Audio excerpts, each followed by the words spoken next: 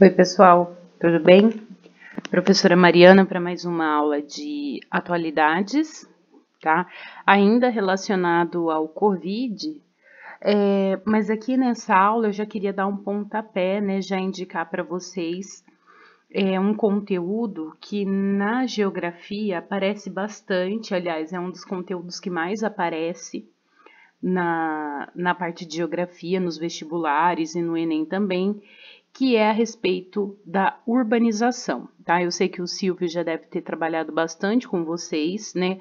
Alguns conceitos relacionados à urbanização, né? Conceitos de metrópole, megalópole, conurbação, tá? Mas o foco da nossa aula hoje não vai ser esse, tá bom? O foco da nossa aula hoje vai ser a respeito de um caso muito específico e que está relacionado, claro, com a urbanização e também com a pandemia do Covid-19, tá bom?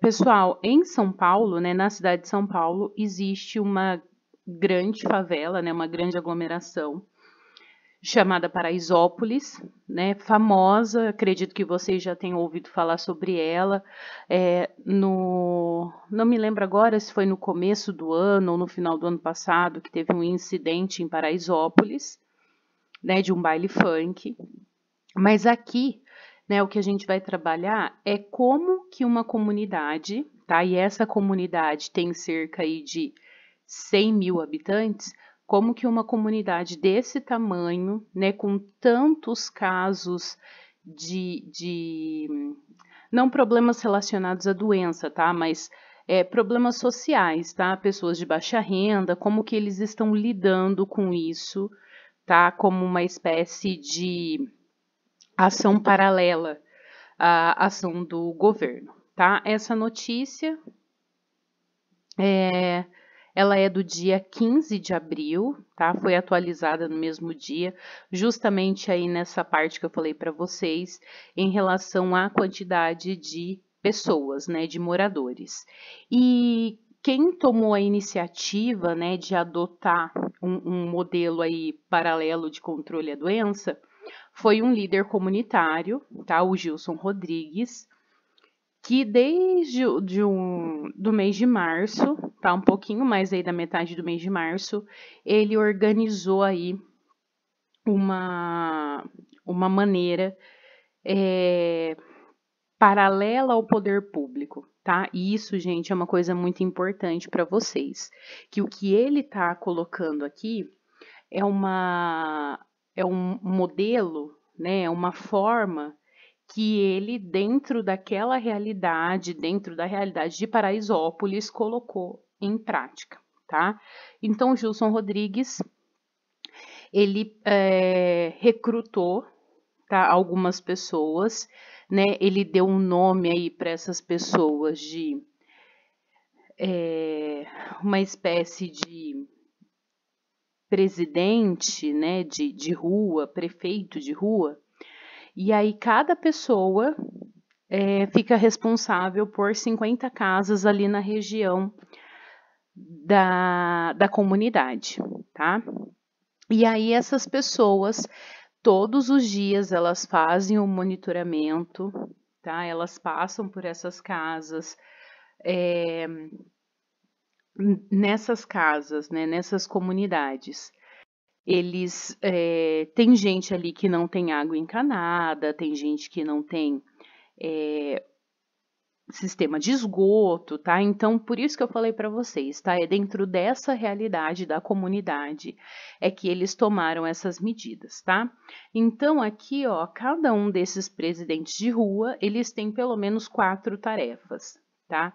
Que é a primeira tarefa, conscientizar, né, esse morador, explicar para eles por que eles têm que ficar em casa e, ao mesmo tempo, monitorar esses moradores, tá? Para que eles não saiam das residências. Distribuir a doação, né, que chega, lembrar que é uma comunidade extremamente carente, então essas pessoas que não saem para trabalhar, eles vão depender dessas doações, né? Então, esse presidente de rua, ele também tem que fazer a distribuição dessa doação, tem que chamar o socorrista, tem que chamar o médico se tiver algum tipo de sintoma, né? Ou até mesmo de outras doenças. E aí, a quarta tarefa desse presidente de rua é levar boas notícias e combater fake news, tá? Principalmente aí esse último item eu achei bem bacana, né? Porque esse presidente de rua, ele tem, claro, todas as atribuições, né? Aquela coisa realmente para evitar um problema maior, né? Físico, né, de doação, de pedir socorro, chamar o médico, né, evitar que saiam das casas, mas eles também combatem as notícias falsas a respeito da doença e a gente sabe, né, o quanto de vídeos falsos e de informações falsas estão surgindo, tá? Uma coisa interessante também, pessoal, toda essa atividade, todo esse trabalho do presidente de rua é um trabalho voluntário, tá? Então, eles não recebem nada por isso, tá? Fazer parte desse trabalho voluntário, como o nome está dizendo, né? Você não vai receber nenhum dinheiro, né, por realizar essas tarefas. Mas, né, quando chega a doação e um voluntário, né, ele necessita dessa doação, a casa dele é uma das primeiras casas que vão receber a doação, vão receber a cesta básica, tá? Uma coisa importante, gente, não tem doação suficiente, não tem cesta básica suficiente para todas essas famílias, tá? Então eles fazem inclusive uma espécie de levantamento, né, para ver qual é a família que mais precisa, que mais depende dessa ajuda, né, desse socorro.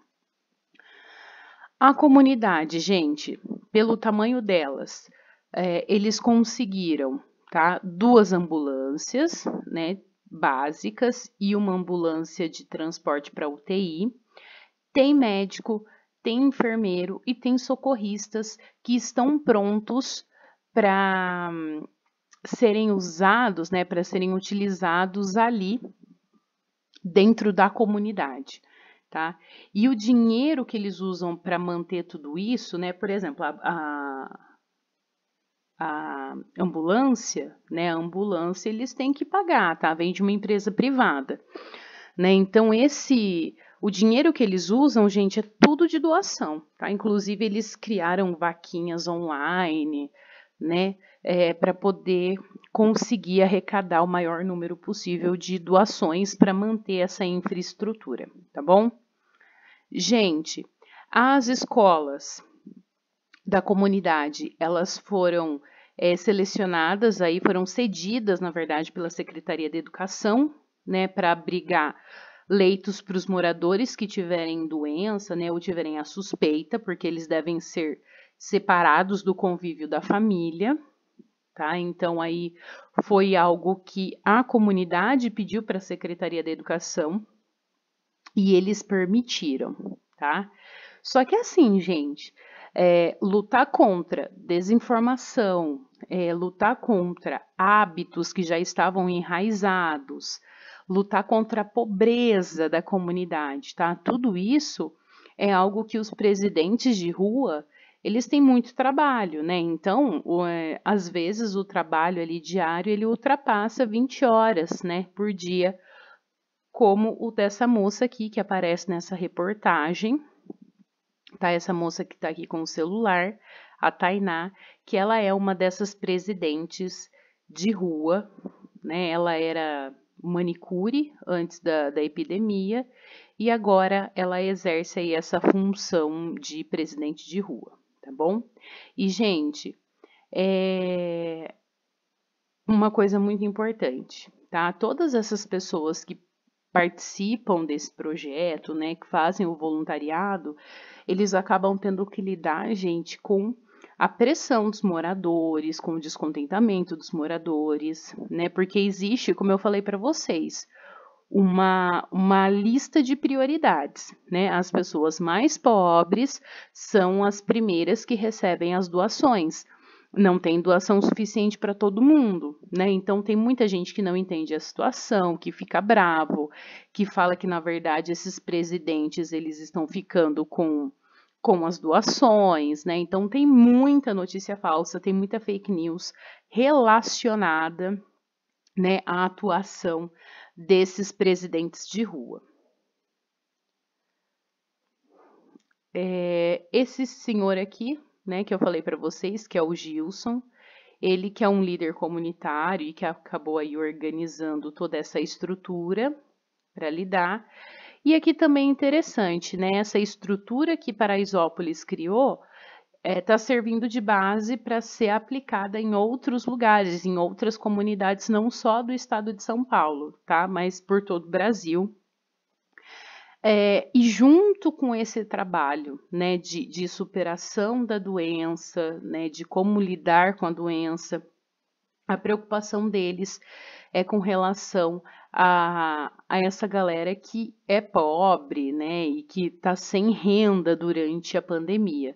Então, foi criado um programa chamado Adote uma Diarista, né, então as pessoas elas adotam essa diarista, né? Você dá uma ajuda mensal de R$ 300, um kit de higiene e uma cesta básica por mês durante 3 meses. Tá? Então, é uma alternativa para que as mulheres, né? Já foi feita uma pesquisa, um levantamento falando a respeito do papel da mulher dentro dessas comunidades, né, que a maior parte delas é arrimo de família, né, sustenta a família, e que sem poder sair de casa, sem poder fazer a faxina, né, sem poder, né, ter a diária ali, elas ficam sem a renda mensal, tá? Então, por isso que esse programa, o Adote uma Diarista, foi tão importante para a comunidade, tá? Também tem um outro projeto para tentar suprir essa carência material, né, para tentar suprir essa falta de grana, de dinheiro nesse período de pandemia, que é a Costura Missões Brasil, né, onde eles levam dicas, levam materiais, né, eles levam produtos, né, e elas fabricam em casa, tá? É um tipo de renda complementar que faz com que essas mulheres não precisem sair de casa, então elas não vão estar ali sujeitas a pegar a doença, tá bom? E também é uma parceria com uma empresa privada, como diz aqui no final da notícia, né? Mas essas costureiras elas vão distribuir aí de maneira gratuita 50 mil máscaras. Tá? A notícia aqui não fala se essas máscaras vão ser distribuídas na comunidade ou se elas vão ser distribuídas para centros hospitalares, né? Então não foi falado na notícia, tá bom? Mas elas vão distribuir de maneira gratuita 50 mil máscaras, tá bom? Então, gente, é uma maneira aí paralela ao poder público de tentar conter a doença, tá? Já existem casos do Covid-19 na comunidade de Paraisópolis, né? Mas é uma quantidade relativamente pequena, tá? Diante dessas medidas tomadas pelos líderes da comunidade e também por essa galera que faz trabalho voluntário. Ok? Pessoal, bom trabalho, anotem as informações mais importantes, tá? E futuramente eu vou cobrar todas essas informações para vocês em um trabalho, ok? Até mais, bons estudos!